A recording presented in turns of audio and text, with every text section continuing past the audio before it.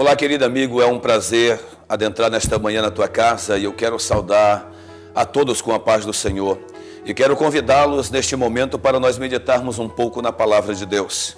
Quero convidar você que pode acompanhar comigo esta leitura que está em Romanos, capítulo de número 1, versículos 16 e 17, escrito pelo apóstolo Paulo, que diz assim: porque não me envergonho do evangelho de Cristo, pois é o poder de Deus para a salvação de todo aquele que crê, primeiro do judeu e também do grego, porque nele se descobre a justiça de Deus de fé em fé, como está escrito, mas o justo viverá da fé.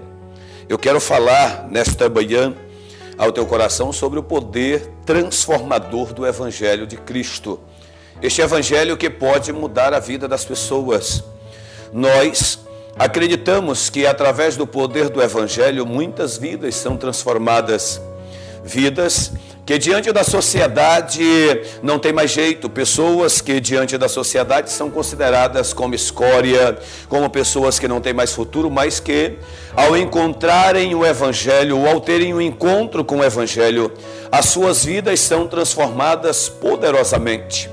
Nós podemos, por exemplo, citar alguns exemplos bíblicos, aonde homens comuns e até homens com problemas, mulheres, tiveram um encontro com o evangelho de Jesus Cristo e tiveram as suas vidas transformadas. Eu quero falar nesta manhã para você que imagina ou pensa que a sua vida não tem mais jeito, que para a vida do seu filho não tem mais jeito, que para a vida do seu marido ou até mesmo para a sua mulher não tem mais jeito, mas o evangelho é o poder de Deus para a salvação de todo aquele que crê.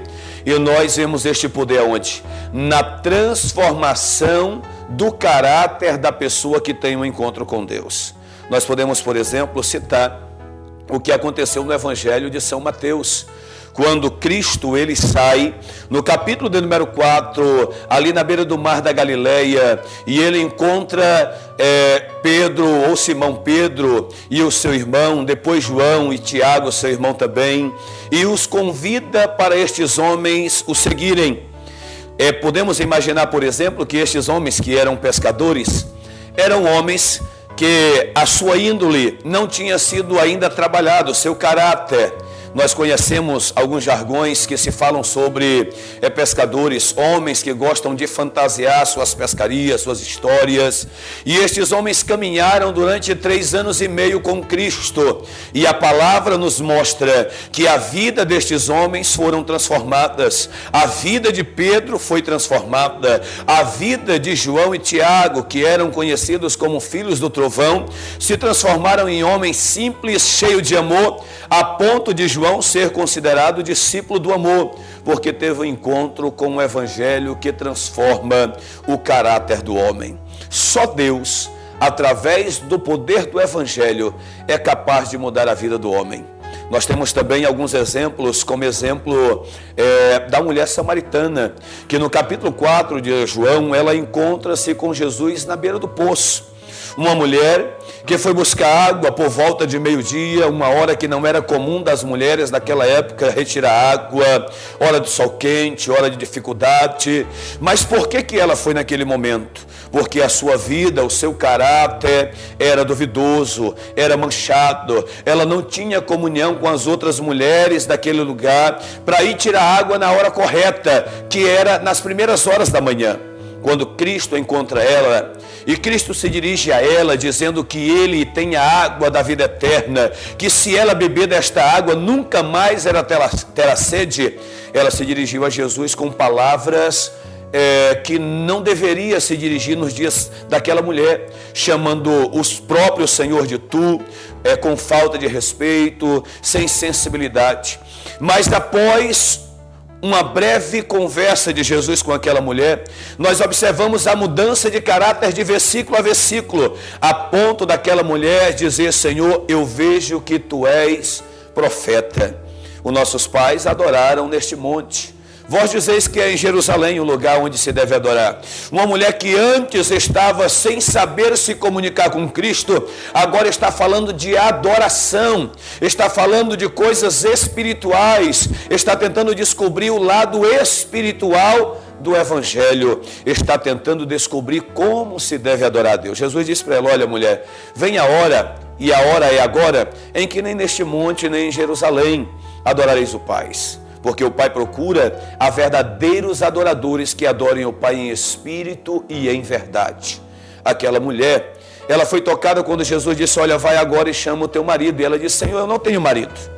E Jesus disse: olha, falastes bem, não tenho marido, porque tiveste 5, e o que tu tens agora ainda não é teu, porque ela se relacionava com o marido alheio, era uma mulher de caráter duvidoso, mas foi transformada ao conversar com Jesus. O poder do Evangelho, o apóstolo Paulo diz: porque o Evangelho é o poder de Deus para todo aquele que crê.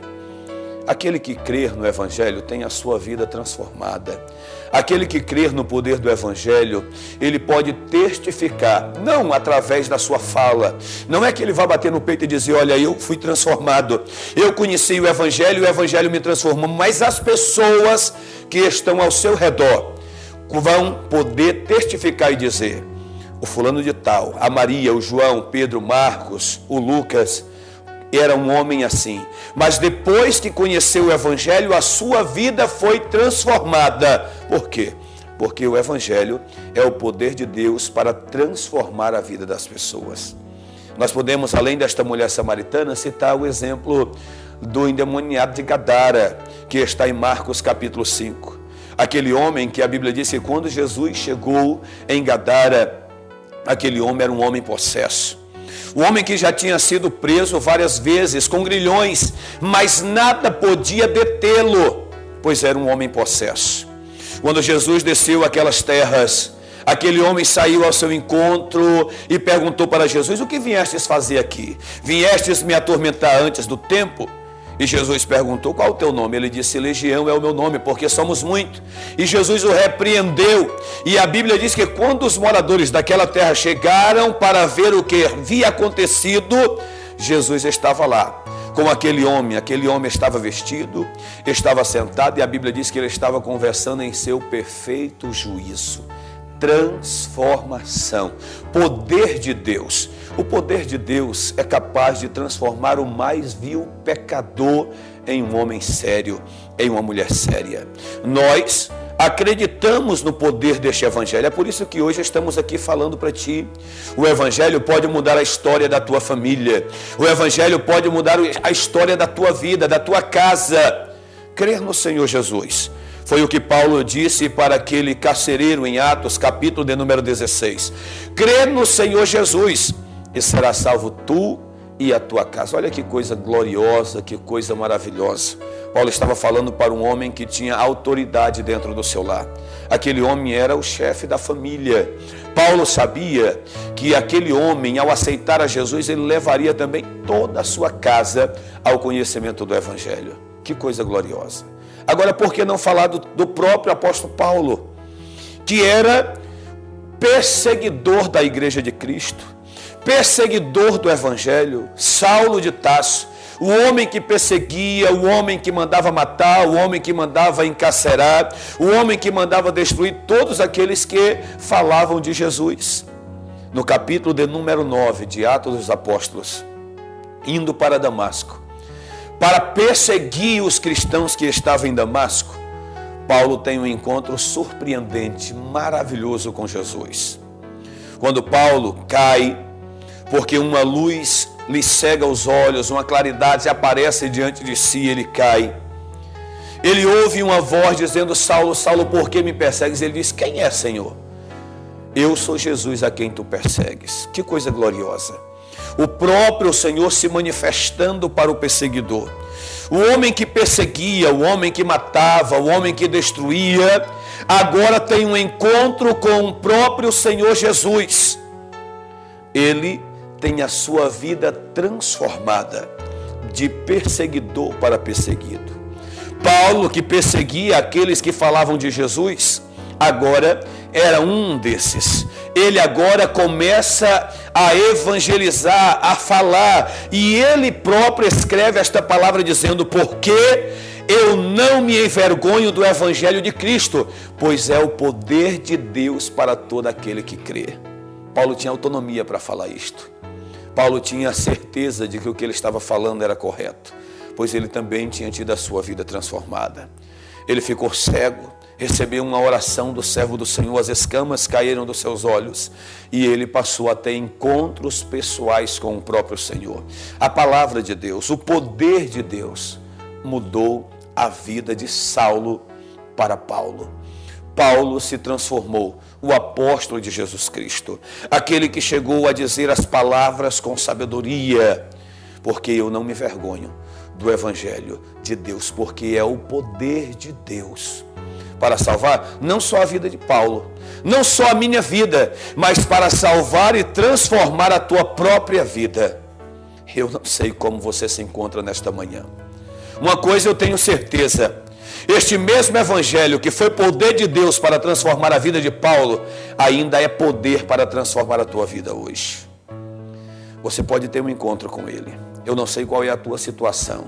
O que eu posso afirmar com certeza é se tu crer no Senhor Jesus, se tu crer nele, se você buscar a Ele de todo o coração, Ele vai te encontrar e Ele vai mudar a história da tua vida. O apóstolo Pedro chega a dizer em Atos, capítulo de número 4, que não há outro nome pelo qual o homem possa ser salvo, nem no céu, nem na terra, nem embaixo da terra. O único nome pelo qual o homem pode ser salvo é o nome de nosso Senhor e Salvador Jesus Cristo. Eu quero me alegrar nesta manhã junto contigo, porque eu sei que Deus está falando contigo, está falando ao teu coração e está dizendo: filho, filha, ainda tem solução para a tua vida. Que o Senhor nosso Deus, de maneira poderosa e gloriosa, venha abençoar a tua vida, venha transformar a tua vida e você possa testificar desta transformação, não só você, mas aqueles que te conhecem possam dizer também, aqueles que te conhecem venham dizer também, verdadeiramente, o Evangelho é o poder de Deus para transformar a vida de todo aquele que crê. Este Evangelho tem poder de transformar as nossas vidas. Eu quero orar por você neste momento. Eu quero dirigir uma palavra de oração por você, não só por você, mas pela nossa cidade também, para que a mão do Todo-Poderoso venha estar sobre a nossa cidade, principalmente aqui, sobre a nossa igreja do 2º Distrito, sobre os nossos irmãos. Nós estamos passando pelo momento, uma época de inverno, e sempre no inverno nós temos muitas pessoas que sofrem por causa da alagação, e nós queremos orar por você, para que a mão do Senhor te dê graça, para que o Senhor, diante da sua infinita misericórdia, possa entrar com intervenção, para que as águas não possam avançar muito, para que a tua casa seja guardada, para que a tua família seja protegida. Então eu quero te convidar para neste momento, junto comigo, orarmos ao Senhor nosso Deus. Eterno Deus e Pai que estás nos céus, nós queremos, meu Deus amado, em nome de teu Filho Jesus Cristo, agradecer ao Senhor por esta oportunidade de falarmos do teu Evangelho, pela oportunidade, meu Deus amado, de adentrarmos nestes lares para falar, Pai amado, do poder da tua palavra, que tem o poder de transformar o mais vil pecador. Meu Deus, eu creio que neste momento há pessoas que estejam se rendendo aos teus pés, que estejam dizendo: Senhor, eu quero também que este Evangelho mude a minha vida. Eu não quero mais ser um drogado, eu não quero mais ser um viciado, eu não quero mais ser um homem sem caráter, uma mulher sem caráter. Eu quero também ter a minha vida transformada por este Evangelho. Meu Deus, eu quero orar por esta pessoa, Senhor, para que um dia ela possa testificar que te conheceu e este Evangelho mudou a sua vida, assim como Paulo testificou, assim como eu testifico que o teu Evangelho mudou também a minha vida. Pai, eu quero orar pela nossa cidade, Senhor. Eu quero orar pelos nossos irmãos. Eu quero orar pela igreja aqui do 2º Distrito.